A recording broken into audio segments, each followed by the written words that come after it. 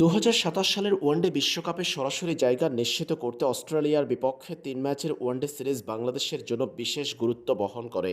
এই সিরিজের প্রথম ওয়ানডেতে ঢাকার মিরপুরে অস্ট্রেলিয়াকে ৮৬ রানে হারিয়ে সিরিজে ১-০তে এগিয়ে গেছে বাংলাদেশ ক্রিকেট দল।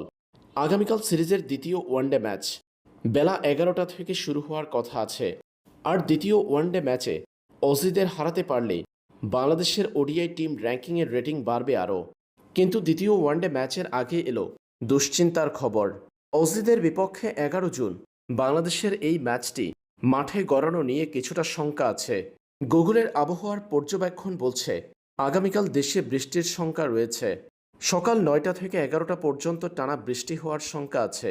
এরপর দুপুর ৩টা থেকে রাত ৯টা পর্যন্ত বৃষ্টির সম্ভাবনা আছে। আর তা হয়ে থাকলে নির্বিঘ্নভাবে এই ম্যাচ মাঠে গড়ানো সম্ভব নয়। সেই ক্ষেত্রে ওভার কমতে পারে কিংবা বৃষ্টির কারণে ম্যাচ না হলে বাতিলও হতে পারে ম্যাচটি।